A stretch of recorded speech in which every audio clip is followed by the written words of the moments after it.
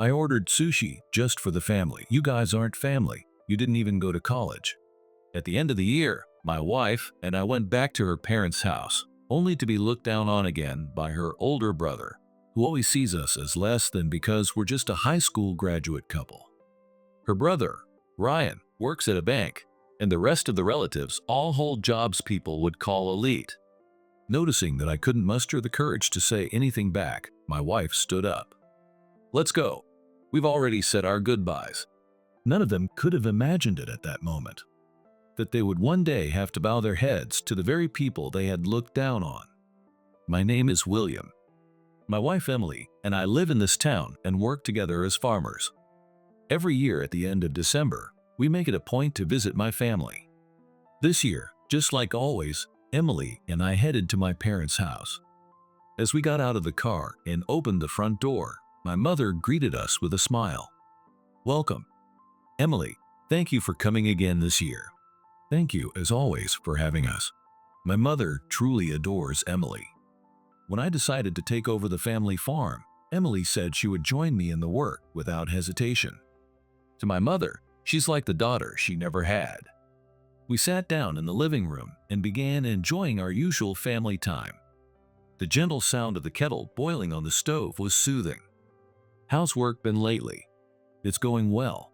We expanded the fields this year, and the crops are coming in nicely." "That's wonderful. It's all thanks to Emily's hard work, I'm sure. I'm only able to do it because William is with me." Emily smiled as she said that and sipped her tea. These quiet moments at my parents' house are precious to me. Suddenly, Emily's phone rang. "Oh, excuse me for a moment." She answered the call. The name on the screen was Ryan, her older brother. "Hi, it's been a while." "What?" "The family gathering." Hearing Ryan's voice on the other end, Emily looked slightly surprised. "Okay, got it. We'll come." After hanging up, she turned to me. "They're having a family gathering at my parents' house." "Your family's place, huh? It's been a while." "Yeah, so I thought maybe we should stop by." I thought for a moment, then nodded. If Emily was going, I would go too. "All right, let's go together." And so, we decided to head to her family's house for the first time in a long while. I couldn't even remember how many years it had been since I last stepped foot in that house. Driving down the road, we made our way to Emily's parents' home. Sitting in the passenger seat, Emily looked out the window and murmured, "It's been a while since I've been home." With my hands on the steering wheel, I couldn't shake the uneasy feeling in my chest. Every time I went to Emily's parents' house, that weight always settled deep inside me. "Hey, Emily." "Yeah? Do you think it's really okay for us to go?" Emily looked at me with surprise, but that surprised expression quickly softened into a gentle smile. "Why would you say something like that?" Well, I found myself at a loss for words. I had suddenly remembered those cold, distant stares from her family. Emily's family is what you'd call elite. Her father is an executive at a major company. Her mother is a doctor.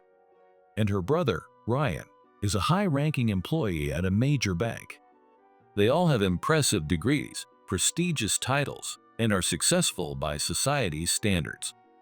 Compared to them, Emily and I only graduated high school. We earn a living by farming, plowing fields, and growing vegetables. "I wonder what your family really thinks of us." Emily fell silent for a moment. But when she spoke again, her voice was filled with conviction. "William, listen. Judging someone's worth by their title alone, that's just wrong. But we didn't go to college. That doesn't matter. I've worked alongside you in the fields, sweating and getting our hands dirty to raise crops. Watching you work, I've come to know that a person's worth isn't in a title." Emily looked straight at me and continued, "I chose you because I love that about you. Besides, they've never reached out to us before, right? But this time, Ryan actually called. Maybe that means the family is starting to change a little." There was hope in her words. I couldn't feel quite as optimistic, but if Emily believed something was shifting, then maybe it was. "Yeah, maybe you're right. It'll be okay, William. Let's go together." I gripped the steering wheel a little tighter and looked ahead. All right, let's go. As we drove, Emily cracked the window slightly and let the breeze flow in. The scenery gradually changed from city streets to open fields, with a peaceful landscape spreading out around us. It's been a while since we just took a drive together like this. Yeah, it feels kind of nostalgic. Emily smiled and squinted gently at the view.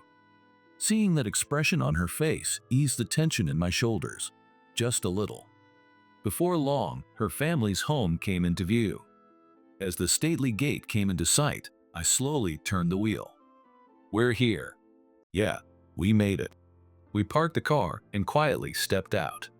Standing in front of the entrance, Emily murmured softly, "All right, let's go." Yeah. And just like that, we stood before Emily's family home. That impressive, grand gate still towered in front of us. The wide garden and perfectly manicured trees never failed to overwhelm me. It really is an incredible house. Emily reached out and gently pressed the intercom. After a moment, the front door slowly opened. "Oh, Emily." Her mother appeared, greeting Emily warmly with a smile. But when her eyes shifted to me, I noticed her expression stiffen ever so slightly. "Welcome, William. It's been a while. Mom, we're home." Her mother gave a small nod and invited us into the house. As we stepped into the spacious entryway, the polished floors gleamed, reflecting the light. It was just as grand as I remembered. Following her mother's lead, we made our way to the living room. Along the hallway, framed photos lined the walls, pictures that told the story of their family. There were childhood photos of Emily and snapshots from family vacations. "Come, right this way." We entered the living room. Her father and older brother, Ryan, were sitting on the sofa. Her father was reading a newspaper, while Ryan was busy on his smartphone. "Oh, Emily, so you've come back. It's been a while, Dad." Her father folded his newspaper, stood up from the sofa, and placed a hand gently on Emily's shoulder. "I'm glad to see you're doing well. It's been a while, sir." "Yes." When he looked at me, his gaze was noticeably stern. That familiar coldness was still there. Ryan glanced over at us, still holding his smartphone. Then he gave a soft, mocking laugh through his nose. "It's been a while, hasn't it?" There was a subtle sharpness in his words. But Emily responded with a cheerful smile, unfazed. "Yeah, it really has. Some of the relatives were here just a little while ago, but they've stepped out for a bit," her mother added, while fluffing the cushions on the sofa. "Please, have a seat." Following her cue, we sat down on the living room sofa. Every time I sat in this lavish room, I felt a sense of unease. "We brought a little something fresh from the farm. Please help yourselves." I handed her a paper bag I had brought in from the car. Inside were freshly harvested vegetables from our farm. Her mother peeked inside but quickly closed the bag again, showing no sign of interest. "Well, thank you, but we don't really eat this kind of thing very often." Her words sounded casual, but they pricked at my heart like a tiny thorn. "Mom, you know, William and I grew those together. They're really delicious. I'd love for you to try some." Emily said this with a smile, but her mother still looked completely uninterested. Then, seeing the exchange, Ryan put his phone down on the table and looked straight at us. "You're still doing the whole farming thing?" His tone was openly condescending. "Well, if you enjoy it, that's fine, I guess. But honestly, it's not very efficient, is it? In this day and age, making a living by digging in the dirt?" Emily tried to say something, but Ryan cut her off and kept going. "At the bank where I work, we barely ever discuss loaning to farmers. Too risky, and there's no guarantee we'll get our money back." I swallowed my words. Ryan, the elite banker, clearly took pride in his status. To him, he was on the winning side of life. My coworkers said the same thing, you know. No respectable person becomes a farmer these days. Those words hit me like a sharp thorn to the chest. But what came out of my mother-in-law's mouth next was even more brutal. "Ryan's right, farming just isn't a job that fits with the times anymore." My father-in-law folded his newspaper and gave a dismissive snort. Back in the day, sure, farming was a respectable job, but not anymore. These days, if you want to succeed, you need education and status. Looking at the bag of vegetables I had brought, my mother-in-law added coldly, "I don't care how fine those vegetables are, it's just self-satisfaction, isn't it? You can get cleaner, cheaper ones at the supermarket." Her words pierced straight through me. Then my father-in-law spoke up again. "William, it's not too late, you know. You should get a stable job. That way, Emily could live a much easier life." I clenched my fists and bit back the words rising in my throat. I struggled to keep the emotions bubbling up inside me from spilling out. Just then, Emily, sitting beside me with her usual gentle smile, opened her mouth. "Mom, Dad, it's really nice to see you again. Since we're all together, let's just enjoy the time we have." At her words, her parents' expressions softened slightly. "Yes, well, if that's what you want, Emily." As she said that, Emily gently took my hand in hers. The warmth of her hand eased the heaviness in my heart, even if just a little. Suddenly, the doorbell rang. "Oh, sounds like the sushi's here." My father-in-law stood and went to the front door, and soon the relatives returned carrying bags of sushi. Apparently, they had gone out to pick it up. One by one, they entered the living room and began placing the sushi on the table. "All right, looks like everyone's here. Let's eat." Multiple large trays of luxurious sushi were laid out across the table. The relatives took their seats and reached for their chopsticks. But then I noticed something strange.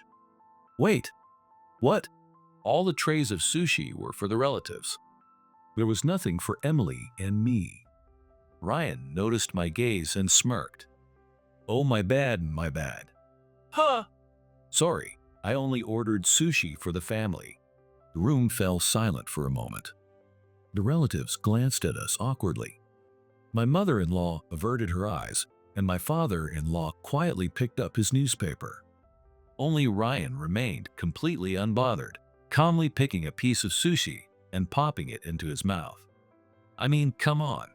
You can't seriously expect me to count people without college degrees as family, right? That line stabbed right through me. Not part of the family because we didn't go to college? My chest ached. I had plenty of things I wanted to say, but I couldn't get my mouth to move. Ryan, clearly enjoying my silence, kept going. Family means people who have an education and are successful in society. No offense, but you two just don't fit that definition. At that moment, my fists clenched tightly. But not a single person in the room tried to stop him, not the in-laws, not the relatives. My mother-in-law let out a quiet sigh, and my father-in-law tapped his newspaper into a neat stack. The way they all pretended like nothing had happened only made the weight in my chest feel even heavier. Emily gently took my hand beside me, but I could feel it trembling. So Emily feels the same way. We had always known we weren't truly accepted in this house. But this was the first time someone had so blatantly said we weren't considered family. Ryan kept picking at his sushi with a smug smile. "Well, it's fine, right? You two seem to be doing well enough anyway." At the word, "well enough," I lowered my eyes and silently set my chopsticks down. There's nothing left to say. As long as we stayed here, we weren't family. That truth hit me like a punch to the gut. Feeling the tremble in Emily's hand, I quietly closed my eyes. Ryan watched us sit there in silence and let out a satisfied chuckle. There was clear malice behind it. Still, it's nice when family gets together like this, right? Those words didn't sit right with me. Up until now, Emily's family had barely ever reached out to us. So why had they suddenly invited us here? I started thinking about what their true intentions might be. Her parents had always looked at us with cold, dismissive eyes. And yet, the fact that they went out of their way to invite us to this so-called family gathering could only mean there was some hidden motive behind it. What was the real reason they asked us to come here? As that thought circled in my mind, Ryan suddenly spoke. And in the next moment, he casually revealed what I had been suspecting. "Well, if I'm being honest, He grinned while picking up another piece of sushi. I just felt like messing with you guys a little. His words made my body freeze. Messing with us? I mean, come on, a high school educated farmer couple like you doesn't normally show up to places like this, right? I figured it'd be a fun little surprise. The relatives exchanged uncomfortable looks, but not a single one of them said a word to stop him. Instead, they stared at us with curious eyes, as if we were some kind of sideshow. That heavy feeling began rising in my chest again. But Ryan paid no attention and kept talking. Oh right, we didn't have enough sushi, did we? My bad, my bad. He stood up and headed for the kitchen. A moment later, he returned holding a cup of instant noodles. Here, this is your substitute for sushi. My eyes widened. I mean, for farmers like you, this is more than enough, right? Ryan placed the cup noodles in front of me and laughed again. The entire room fell into a frozen silence. The relatives averted their eyes, and not a single one of them said a word. His mother and father stayed quiet, doing absolutely nothing. So this is how they treat us. I couldn't say anything. I just sat there in silence. But then, Emily, sitting beside me, quietly spoke. Let's go. Her voice was trembling. I turned to look at her. Emily kept her eyes lowered, but her hand gripped mine tightly. Yeah. We stood up quietly. Huh? You're leaving already? Her mother sounded surprised, but I didn't respond. Thank you for having us. We bowed briefly to her parents and made our way to the front door. As we turned our backs, Ryan's mocking voice echoed behind us. Hey now, don't be so upset. Come by any time. With his words at our backs, we left Emily's family home. We got into the car, neither of us saying a word. Ryan's mocking tone from the entrance clung to the inside of my ears. Emily buckled her seatbelt silently in the passenger seat. I started the engine and gripped the steering wheel, but I didn't drive off right away. I turned to her and asked, was it really okay to just leave like that? Emily kept her eyes on the window, thinking for a moment before answering quietly. Yeah, I realized. People don't change that easily. There was sadness in her voice. But there was also a strength, like she had finally let something go. I tightened my grip on the wheel, thinking about what she might be feeling as she said that. They can't change, huh? Yeah, it's not like I expected much, but I thought maybe, just maybe, something would be different. I thought the same, that maybe something had changed, even just a little. We had both been holding on to the same faint hope. But the harsh reality we faced mocked that hope without mercy. Emily faced forward and let out a quiet breath. And after all that, I realized something else too. We don't have to let that family control us anymore. Those words lifted a little of the weight from my heart. But what she said next caught me by surprise. And besides, I'm not going to let them get the last word. What do you mean? I asked instinctively. Emily glanced at me and gave a mysterious smile. You'll see in a few days. A few days? She didn't say anything more. But there was a calm, almost playful look on her face. And just seeing that expression made the heaviness in my chest start to ease. She must have something in mind. Something certain. I guess. All I can do is wait for whatever it is Emily meant by a few days. With that thought in mind, we headed home. A few days later, Emily brought me to the bank. I had been here a few times before to talk about funding for the farm, but this time felt different. As the automatic doors slid open, we saw the usual bustle of employees moving quickly around the lobby. Customers waited in line at the counters, and the atmosphere was lively. Emily gently tapped my arm. William, this way. As I followed her lead and walked forward, I spotted someone familiar standing in the distance. It was Ryan. Ryan was giving instructions to the bank staff, looking every bit the sharp, professional banker, but the moment he saw us, he narrowed his eyes and gave a sly grin. Oh, Emily? And I'm surprised to see William with you too. I gave a small nod without saying anything. But Ryan didn't seem to care about my silence. With a mocking smile, he stepped closer. So, what brings you here today? His tone made it clear he saw us as nothing more than poor, desperate visitors. Don't tell me. You're here begging for a loan? I get it. Farming's tough these days. I said nothing, just listened. Emily also remained silent, but her eyes were calm, almost confident. Suddenly, a man appeared behind Ryan. It was Lucas, the branch manager. He had always supported our farming business. The moment he saw Emily, his face lit up with a smile. Well now, Emily, thank you so much for coming today. Ryan's expression changed instantly. What? Lucas gave us a respectful bow and continued without so much as a glance at Ryan.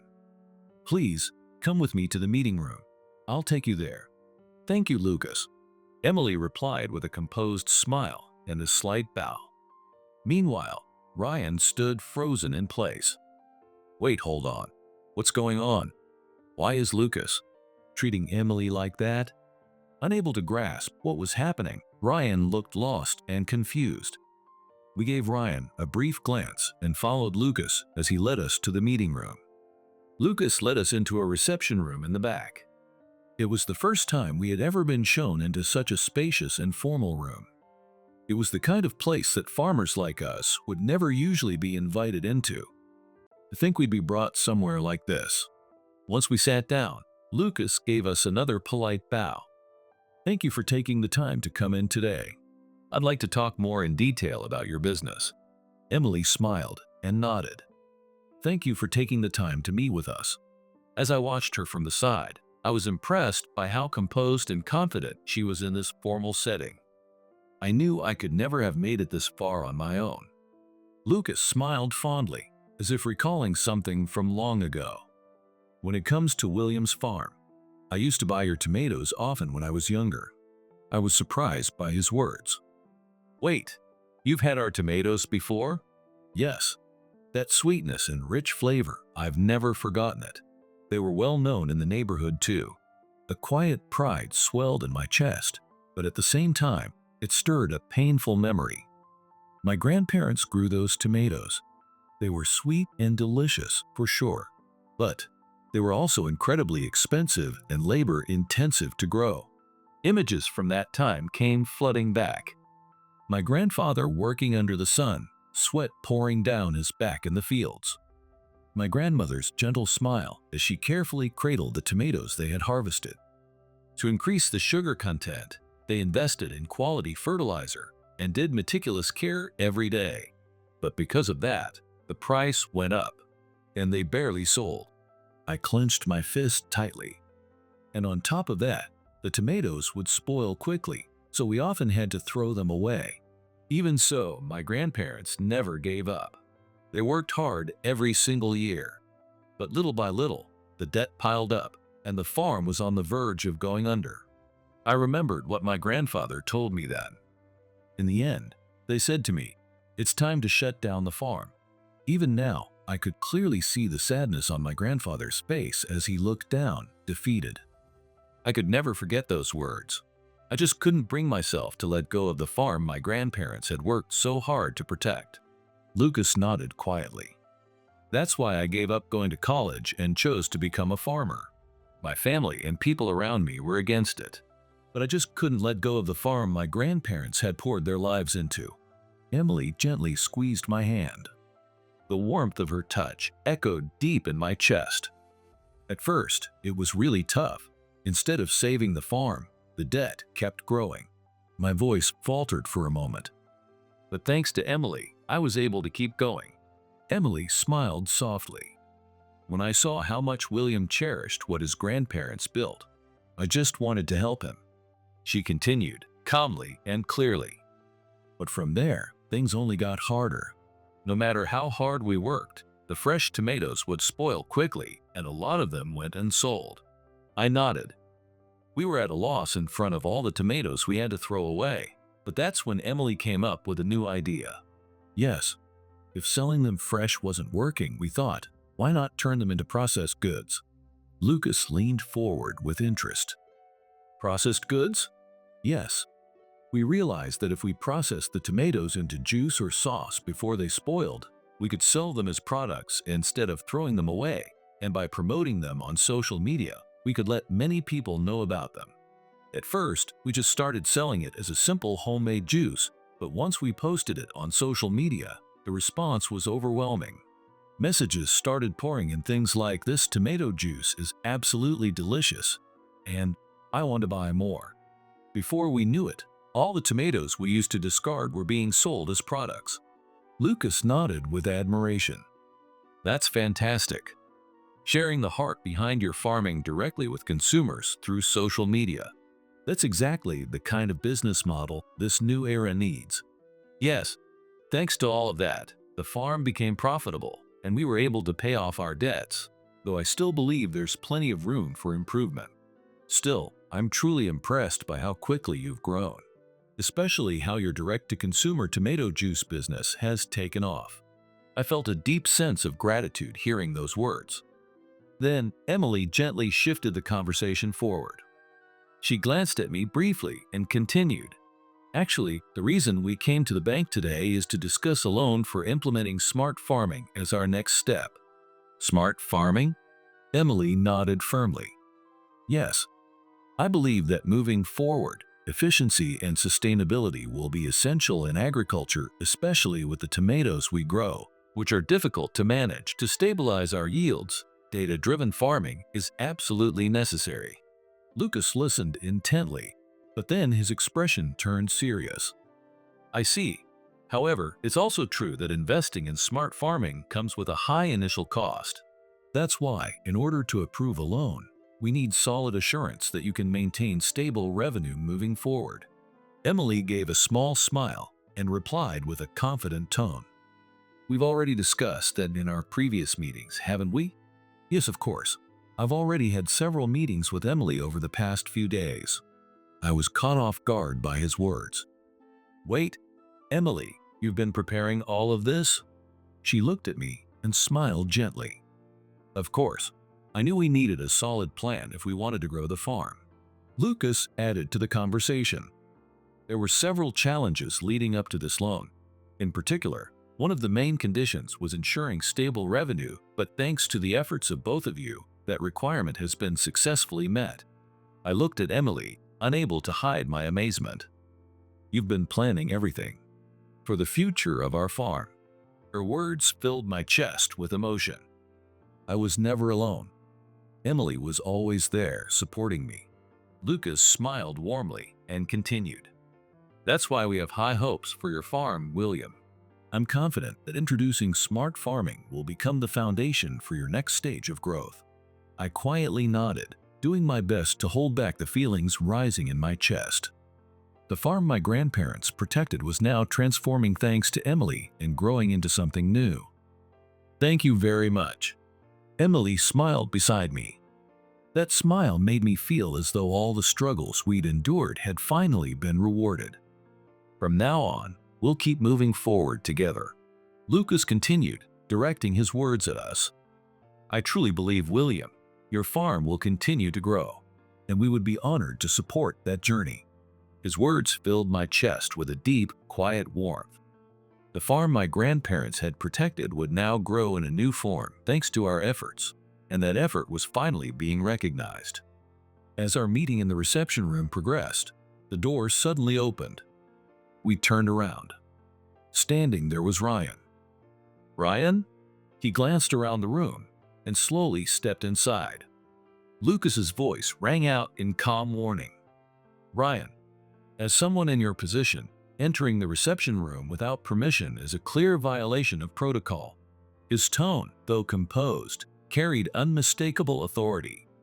Ryan hesitated for a second, then quickly forced a smile and muttered an excuse. "I was just curious, that's all. I wanted to check on the meeting, if that's all right." "Check on it?" Ryan turned to Emily, continuing his excuse. "Emily is my sister. As family, I think it's important to be aware of what kind of business she's getting involved in." Lucas briefly looked surprised, but then asked in a calm and composed tone, "Emily, do you mind if a family member reviews the details of this meeting?" Emily paused, then quietly shook her head. "No, I don't think that will be necessary." I followed her lead and added, "We don't intend to share any of this with him." Lucas returned his gaze to Ryan. "You heard them. This is not something for you to be involved in." But Ryan ignored his words and reached for the sales report on the table. The moment Ryan's eyes landed on the figure $1 million in revenue, his body froze. I noticed his hand trembling slightly. $1 million? His voice was a mix of shock and disbelief. The color drained from his face as his eyes darted back and forth between the report and us. The confidence he always wore had completely vanished. His hand was visibly shaking. He glanced at us once more and slammed the report down on the table. "This is a joke." His voice rang out, full of frustration and jealousy. "A farmer making $1 million? That's just dumb luck. It has to be." Still glaring at us, he went on, "This kind of thing is just a passing trend. People will lose interest, and then you'll end up buried in debt like before." I sat silently, listening. Still saying things like that? But Ryan wasn't finished. "People with just a high school diploma aren't supposed to succeed in the first place. The world runs on education and titles. It's people like us real elites who keep society going." Ryan had completely lost control. It was clear now he was speaking only to defend his crumbling pride. And then Lucas's voice cut through the room, cold and firm. "Ryan, you even realize what you're doing right now?" Ryan was visibly shaken, but he quickly forced a smile and began making excuses. "It's really not that big of a deal. I was just concerned about my family."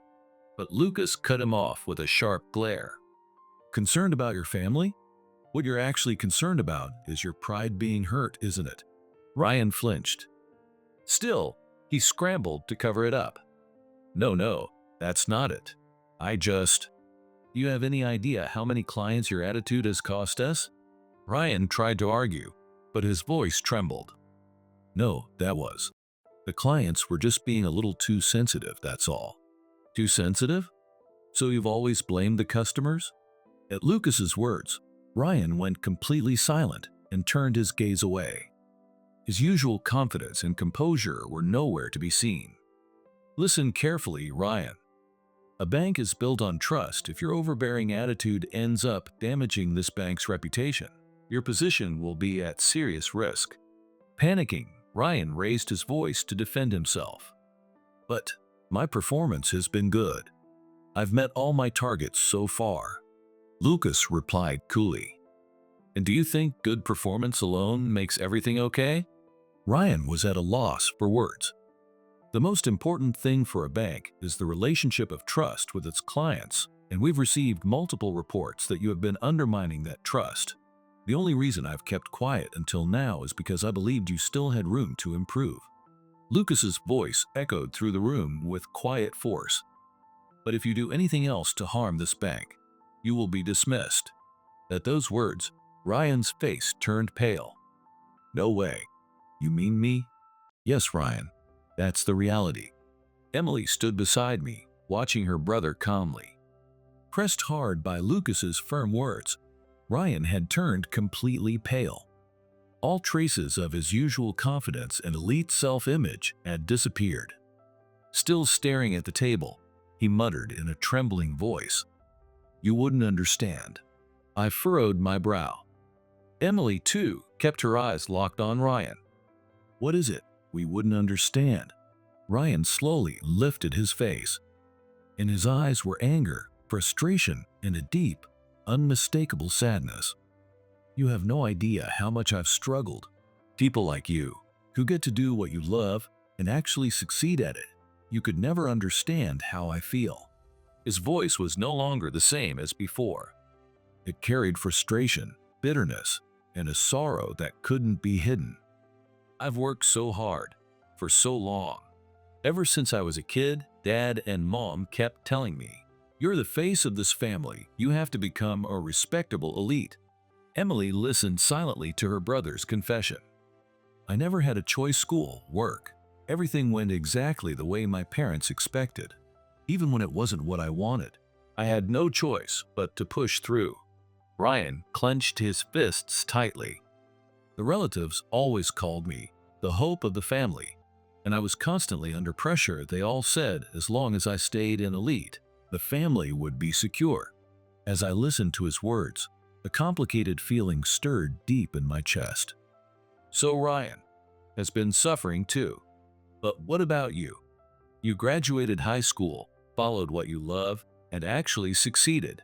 That's something I could never even imagine for myself. Ryan shouted at us, as if releasing all the pain he had been holding inside. And then Emily quietly spoke. Ryan. What? Emily kept her eyes fixed on Ryan, continuing in a calm, quiet voice. Wasn't it you who chose that path yourself? What? Her tone remained gentle as she spoke again. I understand that you carried the weight of our parents' expectations and went through a lot of hardship. I'm sure you faced struggles we could never truly understand. But in the end, weren't you the one who decided to walk that path? Ryan was speechless, staring at Emily in disbelief. I carried our parents' expectations too, but I made a choice for myself. And you did too, didn't you? Ryan's lips trembled as if he wanted to say something, but no words came out. He stood there in a daze, staring at Emily. You could almost hear it, the sound of his pride, built up over the years, quietly falling apart under the weight of her words. Still looking straight at him, Emily continued speaking in a calm, steady voice. I had doubts too. I wondered if I had to live up to what our parents wanted from me, if I had to follow their vision. Ryan listened in silence. Emily gave a faint, bittersweet smile. But I decided to choose the path I believed was right. Even if it's steep, even if I get hurt, I want to live a life that I choose for myself. I sat beside Emily, listening to her words. Her profile looked more composed and dignified than I had ever seen before, and there was a quiet pride in her expression. That's why I chose to farm with William. No matter who tries to deny it, I have no regrets. Ryan could only look at her, unable to say a word. In the end, we found happiness, but getting here wasn't easy. We failed many times, and we got hurt along the way. But because it was the path we chose for ourselves, it was all worth it. She took a step closer to Ryan and smiled softly. Ryan, if you ever feel lost about which path to take, you're always welcome at our place. Ryan's eyes widened.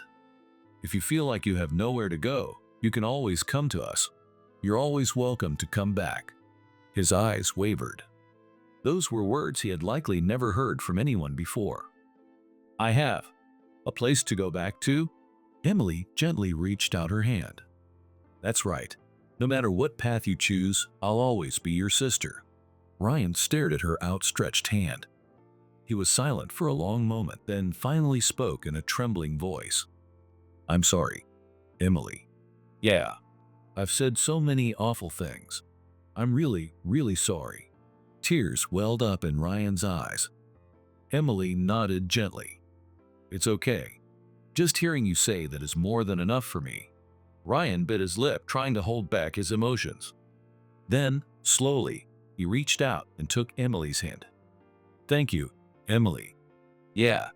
Watching the two of them, I felt a quiet warmth blooming in my chest. It felt like the wall that had stood between them for so long was finally beginning to come down.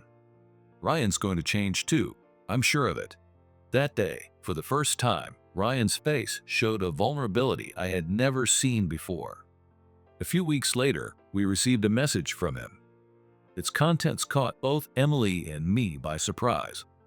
I've decided to pursue a career in cooking. Over the phone, Ryan's voice was clear, bright, and full of hope. Cooking? Yeah, I've actually loved it for as long as I can remember. But Dad and Mom always said that's not a proper path to take. So I kept burying those feelings, pretending they didn't exist. Emily nodded quietly beside me. I see. You finally listened to your own heart. Yeah, to be honest, I spent my whole life focused on not letting our family down. But I don't want to live like that anymore. From now on, I want to do what I want to do. As his first step, Ryan had decided to take a job at Willow and Hearth, the upscale restaurant that bought vegetables from our farm. I've been offered a position at Willow and Hearth, that place you supply to.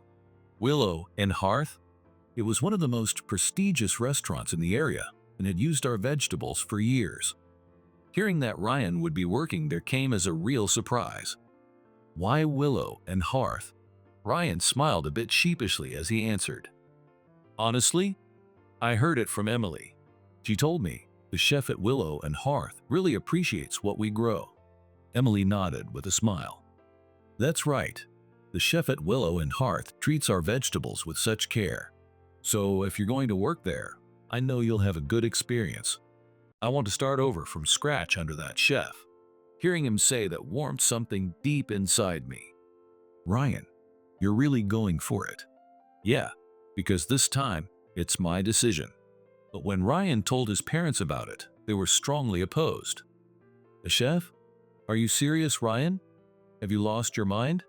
You should be supporting the family as an elite banker. That's your responsibility. But Ryan didn't shrink back like before. Instead, he stood his ground and faced them head on. I'm done living under your expectations. But Ryan, he gently cut off his mother's words and continued calmly. I've made up my mind. I'm going to choose my own path and live my own life. His father said nothing. He just stared at Ryan in disbelief. Ryan, you've really changed. Soon after, Ryan began his new role as an apprentice chef at Willow and Hearth. He struggled through the unfamiliar routines, but he told us he was enjoying each day and felt fulfilled. Ryan looked really happy, Emily said, smiling beside me. I nodded as I watched her profile. Yeah, this time he's finally started living his own life. Emily beamed with joy. We don't know what path he'll take next, but I think he'll be okay. Yeah, Ryan will find his way forward. As we sat together, I felt the warmth of a renewed bond forming in our family. And we continued to grow the farm that my grandparents had passed down to us. Together with Emily, working under the sun, we carried on their legacy with our own hands. Beside us were our children, playing and smiling brightly. We really are happy now. From here on, we'll continue walking the path we chose together as a family.